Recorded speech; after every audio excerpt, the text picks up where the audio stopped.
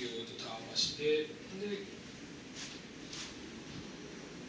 こっちやね、これはこっちにターンす、上に。で、低いです。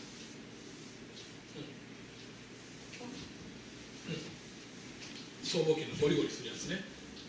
それも当ててやると、上半身に逃げんようになって出やすいでしょうね。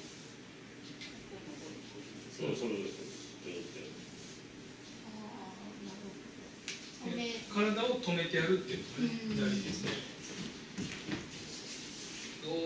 次は腰筋です。ギューってやって引くやつですね。